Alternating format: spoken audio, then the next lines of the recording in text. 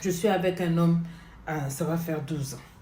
Dieu nous a sortis de la galère et nous a fait asseoir dans des verts pâturages. C'est-à-dire que là où coule le lait et le miel, c'est là que mon homme a dévoilé le démon qui est en lui. Oh, Lady Sonia, écoute-moi ça. Elle dit, j'ai rencontré mon homme, il était très jeune. Moi aussi, on est tombé madly in love. C'était l'amour, passion et compassion. Mon homme avait beaucoup souffert dans son enfance. Une famille où chacun vivait pour lui. La pauvreté était vraiment leur compagnie, leur ami, leur tout. Le gars galérait, c'est-à-dire la véritable souffrance. C'est-à-dire, c'est comme si dans le quartier, c'était la famille la plus pauvre. Il souffrait tellement qu'à l'âge de 14 ans, il a décidé de quitter la maison et d'aller se débrouiller pour vivre dehors. Et là-bas, c'est chacun pour soi, Dieu pour tous. Donc, il a toujours vécu seul, il s'est débattu seul et tout et tout. Quand je l'ai trouvé, cette souffrance avait fait qu'il était très renfermé. Il ne parlait pas. Je suis l'une des seules personnes au monde avec qui il est vulnérable, avec qui il se montre tel qu'il est. Il n'a pas d'amis. Il ne m'a jamais présenté un ami. Je ne l'ai jamais vu avec des amis, des fréquentations, de tout. Non. Donc, quand on parle même de tromper là, il n'est pas dedans. Par contre, c'est quelqu'un qui est tellement renfermé, mais il lit beaucoup. Très intelligent. Un homme très percutant.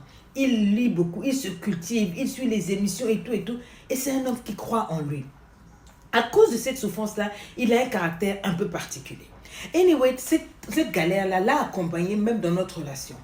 Mais moi, j'étais tombée amoureuse de lui. Ma famille m'a fait asseoir. Vous savez, nous sommes 5 dans ma famille. Il y a 4 garçons et je suis la seule fille et je suis la dernière. Bien choyée par tout le monde. Ma famille, assez assise, paisible. On a quand même bien. Ma mère m'a fait asseoir. Elle m'a dit, l'homme que tu es parti soulever là, c'est pas bon l'homme. Lui là, tu vas souffrir. Et puis en plus, il est pauvre. Pour même quelqu'un qui est un peu à ton level, non, moi c'était lui. Mes frères ont parlé et tout et tout. Quand ils ont vu que je n'écoutais pas, ils m'ont laissé continuer mon amour. Ils ont béni notre amour, on s'est mariés. Dans le mariage là, la galère me giflait tellement que j'étais tous les jours dans la cuisine de maman. Quand il prépare là-bas, je viens avec les plats, elle met la nourriture, j'emmène, mon mari va manger et mes enfants. Parce que oui, j'ai eu 2 enfants. C'est-à-dire ma famille m'a soutenu. Quand j'appelle mes frères, j'ai besoin de ça, ils paient. On paye. Donc, ils nous ont soutenus jusqu'à... Et jamais ma famille n'a tenu des propos par rapport à lui. Ils ont toujours essayé de le respecter, quoi, parce qu'on savait que c'est quelqu'un qui essayait de s'en sortir, même s'il n'en avait pas.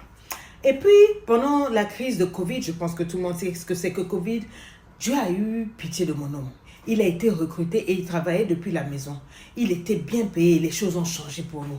Enfin, c'est ce que je pensais. C'est vrai qu'à la maison, il n'y avait plus de galère. Il payait les factures, il payait tout. Mais moi, là, je n'avais pas droit à voir son argent.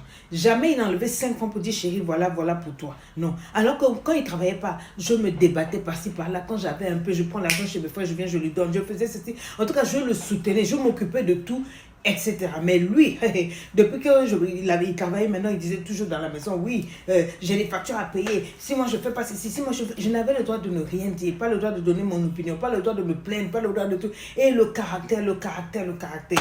Après ça, il s'est tellement bien installé dans sa position de bosseur qu'il a postulé à l'extérieur, il a eu un visa, il est parti. Quand il est parti, il a fait des pieds et mains. Ça, il faut le reconnaître. Il s'est battu et il nous a fait venir, moi et nos 2 enfants. Il nous a fait venir là-bas, là où il travaille, en Europe. Et je ne dis pas, le gars a eu un poste où il touche 10 000 euros par mois. Ce n'est pas qu'on a dit, hein, je suis tombée sur sa fiche de paie. 10 000 euros par mois. Quand j'ai vu la fiche de paie, je suis allée voir, j'ai dit, chérie, on est mariés depuis des années, on se connaît maintenant. Aujourd'hui, tu as 10 000 euros. Donne-moi même 100 euros par mois. C'est même pas le 1/10 ou quoi. Le gars a dit jamais.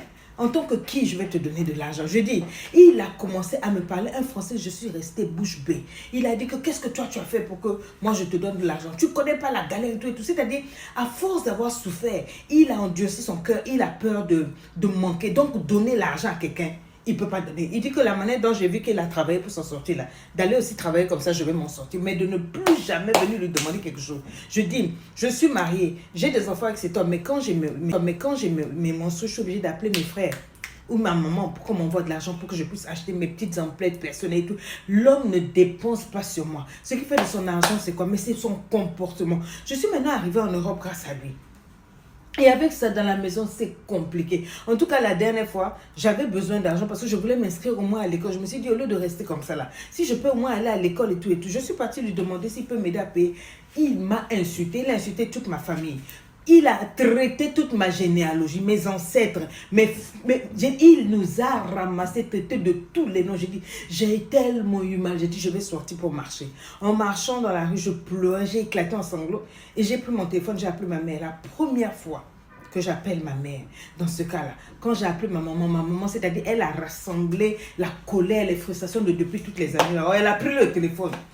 Elle a ramassé mon mari. J'ai dit, le ramasser comme un poisson pourri. Après, elle a appelé mes frères. Mes frères ont dit que non, eux, ils ne veulent pas se mêler. C'est mon foyer de me débrouiller avec mon mari. Mais si jamais ils entendent qu'il m'a touché, il va avoir des problèmes. Quand je suis rentrée à la maison, il ne faut pas voir mon mari. Il m'a fait une leçon de moi, il m'a fait asseoir.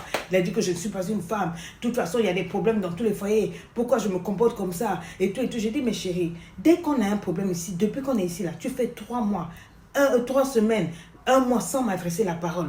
Tant que je ne verse pas des larmes, tant que je ne pleure pas, tu ne t'excuses pas. Tant que je ne pleure pas, tu ne me parles pas. On est étrangers. On ne parle pas leur langue. Moi, je ne parle pas leur langue. Toi, ça va parce que tu es dans une entreprise de notre pays qui fait que tu parles avec des gens. Moi, je parle avec les rideaux. Tu me donnes des traitements comme si je suis un animal parce que je n'ai pas l'argent. Je te demande l'argent, tu m'insultes. Tu ne m'adresses pas la parole. Et le pire, quand j'ai faim, quand on ne se parle pas, tu fermes le frigidaire à clé, tu fermes le congélateur à clé. Je ne peux pas préparer. Tu comptes les morceaux dans la sauce pour donner aux enfants. Tu es devenu impossible. Je ne sais plus quoi faire. Donc, j'ai parlé à ma mère. Il dit, oui, voilà, tu as parlé à ta mère. On ne prend jamais les problèmes du foyer pour les donner à sa maman. Même si toi et moi, on se réconcilie aujourd'hui, ta mère ne va plus me regarder comme un vrai homme et tout. Et j'ai dit la vérité. Je suis fatiguée de t'avoir couvert. Je suis désolée de me rendre compte que toi, tu es comme ça là. Maintenant, moi, je veux partir. Je veux partir. C'est là que j'entends qu'il a dit à sa famille là-bas que maintenant qu'il m'a fait venir en Europe, j'ai la parole. Maintenant, je veux le quitter. Maintenant que j'ai les papiers, je veux partir. Vous voyez comment on gâte le nom? J'ai souffert. Je souffre dans la maison. Parce que maintenant, j'ai dit que je veux partir avec son comportement. Il dit que non, c'est parce qu'il m'a sorti du pays là. Maintenant que je suis arrivée en Europe, voilà. On veut me mettre dans le même sac qu'on met les autres femmes là. Il y a d'autres.